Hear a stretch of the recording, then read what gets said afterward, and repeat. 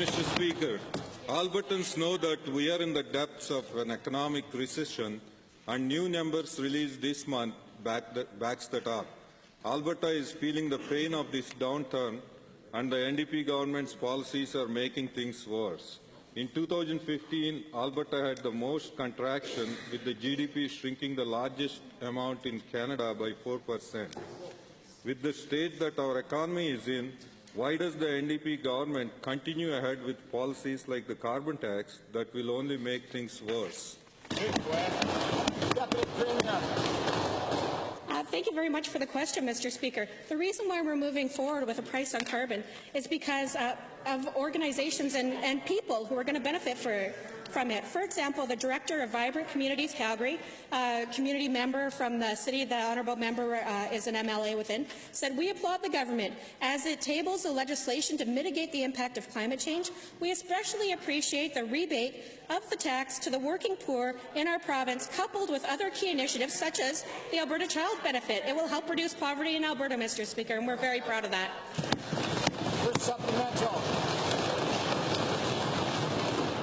When you look at our neighbours in BC and Saskatchewan, they are not in the same boat as we are.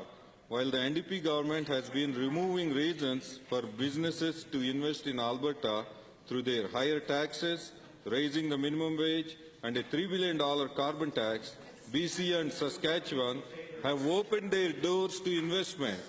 Will the Premier acknowledge that the Alberta advantage is flatlining and economic impact studies must be completed before plunging ahead with these policies? Deputy Premier. Thank you very much, Mr. Speaker. Economists from a variety of different areas across the province have made it, or across the country, have made it really clear that the best way to actually have the free market play a role in addressing climate change is to make sure that there's actually a price on carbon. So there's incentives for businesses and individuals to take personal responsibility, something I know the members opposite often tout. And there are actually conservative governments, or more conservative, certainly some would argue, than the alternatives, like BC, that's had a carbon tax for many years, Mr. Speaker. And there are other provinces across Canada that are doing the same. Actually, many conservative leaders have said that this is the right way to... The second supplemental. Mr. Speaker, everyone does cost-benefit analysis before they bring any risky policies. GDP data released to date for 2016 doesn't reflect the impact that the Fort McMurray wildfires will have.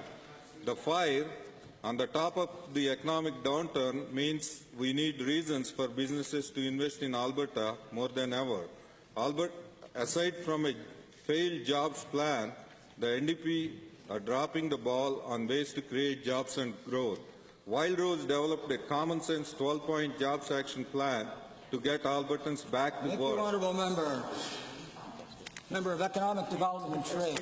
Thank you very much, Mr. Speaker. I'll thank the member for the question. So, as opposed to the opposition that's just talking, our government is taking action. We've issued a number of initiatives, Mr. Speaker, including the largest infrastructure spend the province has seen, over $34 billion over 5 years.